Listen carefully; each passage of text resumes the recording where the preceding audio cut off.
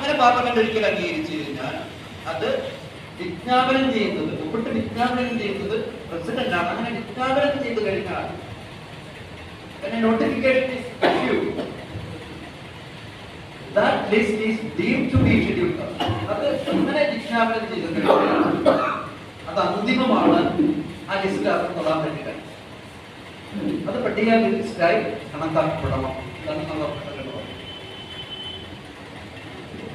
അപ്പൊ ഇവിടെയുള്ള പ്രശ്നം ഞാൻ രണ്ടു കാര്യം പരാമർശങ്ങൾ ശ്രദ്ധപ്പെട്ട് കാണുകയായിരുന്നു. ഹോമോജനിറ്റി, ഹീറ്ററോജനിറ്റി എന്ന് പറയുന്നത് ജാതികതമുള്ള വൈജാത്യം ഉണ്ടായിരുന്നു എന്നത് ഡോക്ടർ അംബേദ്കറും കണക്കിലെടുത്തതാണ്. അഗാധമായി ധരിച്ചെടുത്ത കേരള ക്ലാസിക്കൽ വന്ന ഒരു ആർട്ടിക്കിൾ ഉണ്ട്. അതിൽ നമ്മുടെ ഈ ഇന്ത്യയിലെ അറിയപ്പെടുന്ന ഒരു ഇന്റലക്ച്വൽ തോറസ്, അദ്ദേഹം ജയന്തിയുടെ പ്രൊഫസറാണ്, UGCയുടെ മുൻ ചെയർമാനായിരുന്നു. ഉന്നത വിദ്യാഭ്യാസ മേഖലയിലുള്ള ആത്മഹത്യകളെ കുറിച്ച്, കുട്ടികളുടെ ആത്മഹത്യകളെ കുറിച്ച് വലിയ റിപ്പോർട്ട് എഴുതിയ ആളാണ്. തോറത്ത് ഇക്കാര്യം ആവർത്തിച്ച് അടുത്ത കാലത്ത് ഇന്ത്യയിലായിരുന്നു സൂചിപ്പിക്കുന്ന ഒരു കാര്യം. ഈ വിധി അതിപിന്നോക്കം നിൽക്കുന്ന വിഭാഗങ്ങളെ പരിഹാരമാക്കുന്നില്ല. അതായത് ഉപവർഗീകരിച്ച് ഓരോ ജാതിക്കും ഒരു സംവരണത്തിന്റെ കോട്ട തീരുമാനിച്ചാൽ മാത്രം അതിപിന്നോക്കം നിൽക്കുന്ന വിഭാഗങ്ങൾക്ക് അത് പിടിച്ചെടുക്കാനും അതിനവർക്ക് പ്രാപ്തമാക്കാൻ കഴിയില്ല. മറിച്ച് ഈ വിഭാഗങ്ങൾക്ക് പൊതുപ്രവേശനം സാധ്യമാക്കണമെങ്കിൽ ആദ്യത്തെ 3 വർഷം ഭരിക്കാനാണ് സംവരണം. സാമ്പത്തികം, വിദ്യാഭ്യാസം, പ്രാന്ത്യം ഉറപ്പാക്കാനുള്ള സംവരണം അച്ചീവ് ചെയ്യാൻ പറ്റണം, നേടിയെടുക്കാൻ പറ്റണമെങ്കിൽ ഭരണഘടനയുടെ ആർട്ടിക്കിൾ 46 നിർദ്ദേശിക്കുന്ന നിരവധി കാര്യങ്ങൾ. ഭൂവുടമസ്ഥതയിൽ മാറ്റം വരണം, സാമ്പത്തികമായി തുല്യനീതി ഉറപ്പാക്കാനുള്ള നടപടി ഭരണകൂടം ചെയ്യണമായിരുന്നു, അഥവാ ഡയറക്ട്ലി പ്രിൻസിപ്പൽ പറഞ്ഞ നിരവധി കാര്യങ്ങൾ ചെയ്യേണ്ടതുണ്ട് എന്ന് ഡോക്ടർ അംബേദ്കർ സത്വറ കമ്മിറ്റിയിൽ അടിവരയിട്ട് പറയുന്നു. അപ്പൊ മാത്രമേ അംബേദ്കർ പറഞ്ഞതുപോലെ നമ്മളൊരു രക്തമാണ് എന്നുള്ള നിലയിലുള്ള ഐക്യം അടിത്തട്ടിൽ യാഥാർത്ഥ്യമാകുമായിരുന്നു. ഇവിടെ ക്വസ്റ്റ്യൻ സുപ്രീം കോടതി വിധി പറയുന്ന ഒരു കോടതി വിധിയിലൂടെ നാളിതുവരെ സ്വാതന്ത്ര്യം കിട്ടി 25-26 വർഷം കഴിഞ്ഞതിന് ശേഷം പ്രതിനിധാനം കിട്ടാത്ത കമ്മ്യൂണിറ്റികൾക്ക് വേണ്ടി ഭരണകൂടം എന്ത് ചെയ്തിട്ടുണ്ട് എന്ന റിപ്പോർട്ട് ഇവിടെ ആവശ്യപ്പെട്ടു. ആ റിപ്പോർട്ട് ആരുടെ ആവശ്യപ്പെട്ടത്? അതിന് 338 അനുസരിച്ച് 338 2 കമ്മീഷനുകൾ നമുക്കുണ്ട്. പട്ടികജാതി കമ്മീഷൻ, പട്ടികവർഗോത്തര കമ്മീഷൻ. ആ കമ്മീഷനോട് ആവശ്യപ്പെടാമായിരുന്നു. സെൻട്രൽ ഗവൺമെന്റിന് ആവശ്യപ്പെടാവുന്ന എന്ത് നടപടി ഇവരെ ഇൻക്ലൂസീവായി ഉൾപ്പെടുത്താൻ ചെയ്തു? സാമൂഹ്യ സാമ്പത്തിക രംഗത്ത് അവരുടെ മാറ്റം നമുക്കറിയാം. അടിയന്തരാവസ്ഥ കാലത്ത് ബോണ്ടൻ ലേബർ നിരോധിച്ചിട്ടുണ്ട്, കോട്ടിപ്പണി നിരോധിതമാണ്. ഇവരെ പുനരുദ്ധരിച്ച് പൊതുമേഖലയിൽ എത്തിക്കാൻ സ്പെസിഫിക്കായി എന്ത് പ്രോഗ്രാം കേന്ദ്ര സംസ്ഥാനങ്ങൾ ചെയ്തു എന്ന് ചോദിക്കണമെങ്കിൽ അല്ലെങ്കിൽ വരാം. വട്ടപൂജ്യമാണ് ആ രംഗത്തുള്ള കാര്യം. ഒരു ചുറ്റും കിട്ടാൻ പോകുന്നു. കേന്ദ്ര സംസ്ഥാനങ്ങൾ ഒന്നും ചെയ്തിട്ടില്ല ഈ വിഭാഗങ്ങളുടെ ഈ സംവരണം തന്നെ പ്രാപ്യമാക്കി എടുക്കാനുള്ള നടപടി. അപ്പോ ഈ ഭേദഗതി എന്ന് പറയുന്നത് നമുക്കിപ്പോ സംസ്ഥാന ഗവൺമെന്റുകൾ ചെയ്തോളാണ്. ഇവിടെയാണ് ഈ ഭരണഘടനയെ അട്ടിമറി നടത്തുന്ന എവിടെയാന്ന് പറഞ്ഞാൽ പാർലമെന്റിൽ നിക്ഷിപ്തമായ ഈ അധികാരത്തെ വളരെ കൂളായി ബൈപ്പാസ് ചെയ്ത് അങ്ങനെ ഒരു വകുപ്പില്ല, അങ്ങനെ ഒരു വകുപ്പില്ല എന്ന് 2 കണ്ണും അടച്ചുകൊണ്ട് സംസ്ഥാന ഗവൺമെന്റുകൾ ചെയ്തോളാനാണ്.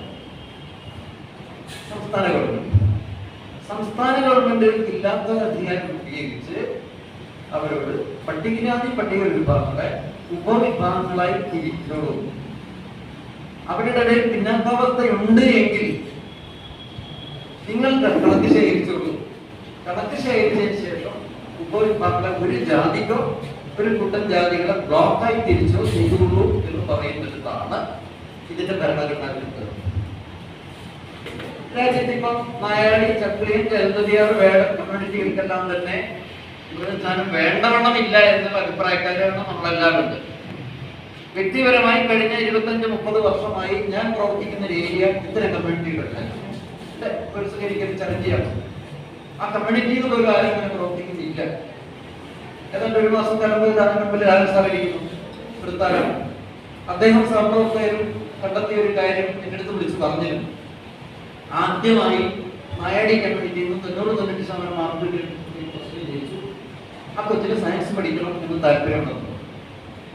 ഞങ്ങൾ രണ്ടുപേരും മറ്റൊന്നും ആലോചിച്ചിട്ടില്ല. ആ കുട്ടി ഏതെങ്കിലും നല്ലൊരു പാലാ ബ്രില്യൻസ് പോലൊരു കോച്ചിങ് സെന്ററിൽ 1-2 ലക്ഷം രൂപ കൊടുത്ത് ആ കുട്ടിനെ പഠിപ്പിക്കാനും നീറ്റിന് കോമ്പീറ്റ് ചെയ്യുക നമ്മൾ തയ്യാറായി. അവരതിന്റെ പിന്നാലെ പുറകെ ഓടി, വലിയൊരു ടീം അതിന്റെ പിന്നിൽ ഓടി. അച്ഛനമ്മമാർ സമ്മതിക്കട്ടെ,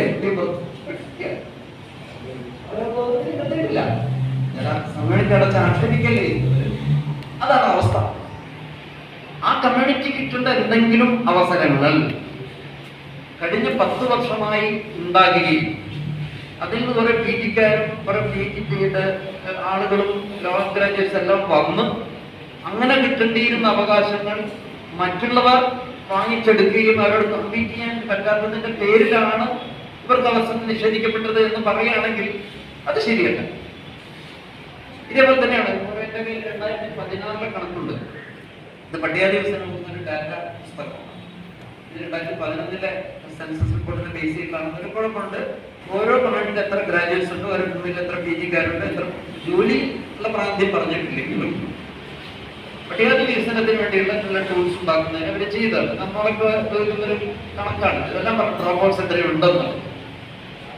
പൊതുവിൽ കഴിഞ്ഞ 20 വർഷം കൊണ്ട് അവരുടെ മാറ്റം വന്നിട്ടുണ്ട്. എങ്കിലും സർവീസ് സെക്ടറിലേക്ക് ആദ്യമായിട്ടാണ് കല്ലാടി സമുദായത്തിൽ നിന്ന് ഒരാൾ PhD ചെയ്യാൻ പറ്റും. ഞാൻ ഇന്ന് എങ്ങനെയെങ്കിലും അദ്ദേഹത്തെ ഈ വേദിയിൽ വരണമെന്ന് വരാൻ പരമാവധി ശ്രമിച്ചിരുന്നു. കല്ലാടി സമുദായത്തിലാണ് അവിടെ 300ഓളം ഗ്രാജുവേറ്റ്സ് ഉള്ള എൻ്റെ അറിവുള്ളത്. അതിന് ഉന്നത വിദ്യാഭ്യാസത്തിലേക്ക് വരാനുമില്ല. അരുന്ധതിയാർ വിഭാഗത്തിൽ അത്രയും ഇല്ല, വേടക്കുമെങ്കിൽ അത്രയും ഇല്ല, നായാടിക്ക് ഒട്ടുമേ ഇല്ല. മറ്റുള്ളവരുടെ സ്ഥിതി അത്ര മെച്ചമൊന്നും അല്ല. അതവിടെ നിൽക്കട്ടെ. ഓരോ കമ്മ്യൂണിറ്റി വൈസ് അനലൈസ് ചെയ്താലും കേരളത്തിന്റെ സ്ഥിതിയിൽ വലിയ വ്യത്യാസമൊന്നും ഇല്ല. അങ്ങനെ ഒരു കമ്മ്യൂണിറ്റി കൂടുതൽ കിട്ടുന്നു, ഒരു കമ്മ്യൂണിറ്റി കുറച്ച് കിട്ടുന്നു എന്നുള്ള നിലയിലൊന്നും തന്നെ വലിയ വിഷയങ്ങളൊന്നും അധികമായിട്ടില്ലെങ്കിലും ഈ കമ്മ്യൂണിറ്റികൾ വൾണറബിൾ കമ്മ്യൂണിറ്റികൾ എന്നുള്ള നിലയിൽ നമ്മുടെ നാട്ടിൽ ലിസ്റ്റ് ചെയ്യപ്പെട്ടിട്ടുണ്ട്.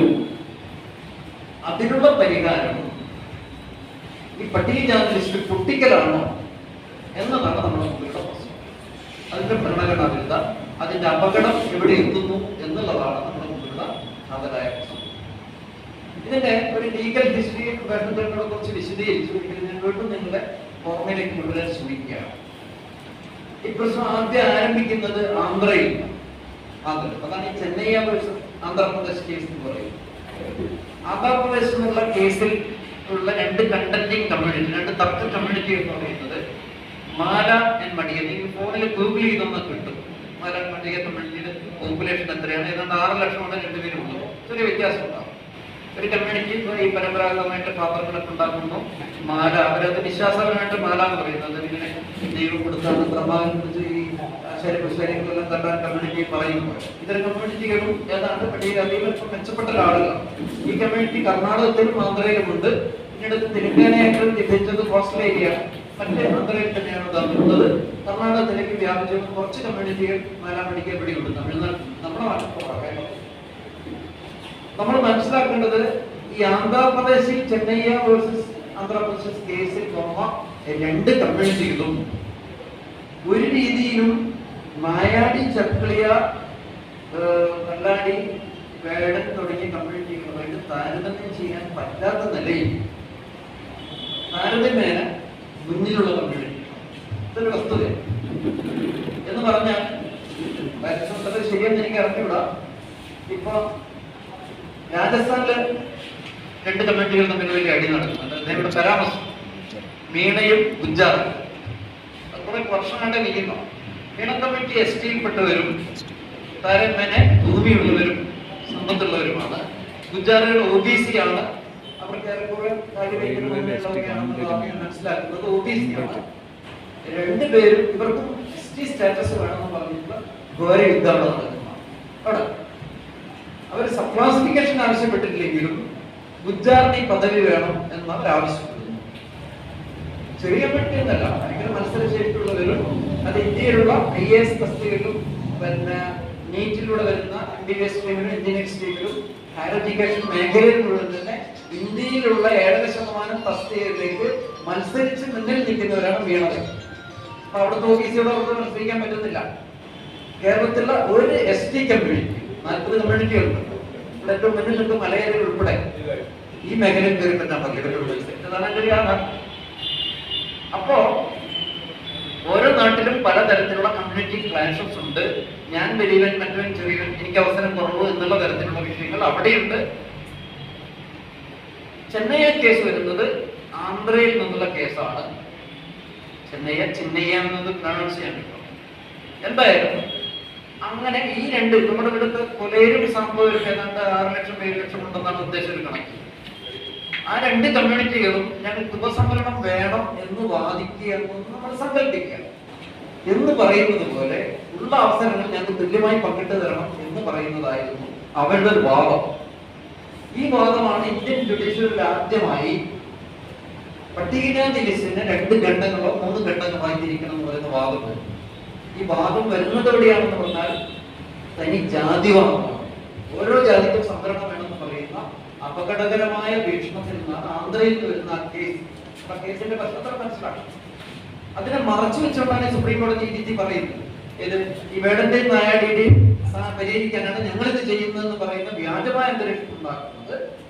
ചിന്നയ്യ കേസിന്റെ അടിസ്ഥാനം എന്തായിരുന്നു നമ്മൾ വിശദീകരിക്കുന്നത് കള്ളത്തരമാണ്, അഥവാ അധാർമികമാണ്. വസ്തുതക്ക് നിരക്കുന്ന കേസ് അനലൈസ് ചെയ്യണമായിരുന്നു വീണ്ടും. അഥവാ ചിന്നയ്യ കേസ് എന്തുകൊണ്ട് ഞങ്ങൾ പുനഃപരിശോധിക്കാൻ 7 ബെഞ്ചിന് വിടുന്നു എന്ന് പറയുമായിരുന്നു എങ്കിൽ ആ പ്രശ്നം റീ എക്സാമിൻ ചെയ്തതിന് അതിന്റെ ലീഗൽ തെറ്റിനെ കുറിച്ച് ഈ മൈനോറിറ്റി ജഡ്ജ്മെന്റ് പറയുന്നുണ്ട്. ഈ 3 ബെഞ്ചിൽ നിന്നിട്ടാണ് 7 ബെഞ്ചിൽ വിടാൻ തീരുമാനിക്കുന്നത്. അപ്പൊ നാളിതുവരെ ഓരോ സംസ്ഥാനങ്ങളും ഇങ്ങനെ ഉണ്ടായി ഉപവർഗീകരണം പറഞ്ഞുണ്ടായിക്കൊണ്ടിരിക്കുന്ന നിയമങ്ങൾക്ക് വിഘാതമായി നിൽക്കുന്നത് ഈ ചെന്നൈ കേസിൽ 5 സുപ്രീം കോടതി വിധിയായിരുന്നു. ആ വിധി മറികടക്കാൻ ഒരു 7 ബെഞ്ച് വേണമായിരുന്നു എങ്കിൽ അവരാദ്യം ഇതിന്റെ വിചാരണ നടത്തണമായി. വിടുന്നതിന്റെ ഒരു ന്യായം വേണം. അങ്ങനെ ആരും ആവശ്യപ്പെട്ടിട്ടില്ല. കോടതി അതുകൊണ്ട് ഏകപക്ഷം ഉത്തരവിടുന്ന പിന്നെ 7 ബെഞ്ചിൽ വിട്ടേക്കാം. അവിടെയാണ് രാഷ്ട്രീയമായ കൂടുതൽ നിൽക്കുന്നത്. അതവിടെ നിൽക്കട്ടെ. എന്തായാലും ചെന്നൈ കേസിന്റെ താല്പര്യം എന്തായിരുന്നു, എന്താണ് ആ കമ്മ്യൂണിറ്റി ക്ലാഷസിന്റെ ഇൻട്രസ്റ്റ് എന്തായിരുന്നു? ഏതെങ്കിലും കമ്മ്യൂണിറ്റിക്ക് അതിപിന്നോക്കം നിൽക്കുന്നുണ്ട് ആദ്യം കിട്ടിയിട്ട് തുടങ്ങിയ കാര്യങ്ങൾ തന്നെ കോടതിയുടെ പ്രവീണ് വരുന്നതിൽ ചെന്നൈ കേസിന്റെ വിധിയിൽ ഈ പറയുന്ന ഉപസംവരണം തള്ളിക്കളഞ്ഞുകൊണ്ട് ഇന്ത്യക്കെമ്പാടും ബാധകമായ നിലയിൽ സബ് ക്ലാസിഫിക്കേഷൻ ഉപവർഗീകരണം ഭരണഘടനാ വിരുദ്ധമാണ്, അത് പാർലമെന്റിന്റെ അധികാരമാണ് എന്ന് പറഞ്ഞു വെച്ച വിധിയാണ്. അതുകൊണ്ട് പിന്നീട് സിഖുകാരൊരു മതമാണെങ്കിലും നിയോ സിഖ് സംവരണം കൊണ്ട് നമുക്ക് റെമഡിയാതെ വിഭാഗം അതിലുള്ള തരംഗന പിന്നോക്കം നിൽക്കുന്ന 2 കമ്മ്യൂണിറ്റിയുണ്ട്. അവര് 54 ജാതികളെ 3 കൂട്ടമായി തിരിച്ച് ഇവർക്കൊരു ഉപസംവരണം കൊടുക്കുന്നതിന് മെത്തഡോളജി ഉണ്ടാക്കിയത് നിയമമാണ്. റിസർവേഷൻ റാഷണലൈസേഷൻ ആക്ട് എന്നതിന്റെ പേര് നമുക്ക് ഓർമ്മ. രവീന്ദർ കേസ് എന്നറിയപ്പെടുന്ന കേസാണ് ഇത്. പഞ്ചാബിനും ഹരിയാനയ്ക്കും ഒരു കോമൺ ഹൈക്കോടതിയാണുള്ളത്. ഹൈക്കോടതി അത് ഇതേപോലെ ഭരണഘടനാ വിരുദ്ധമാണ്. ചെന്നൈ കേസ്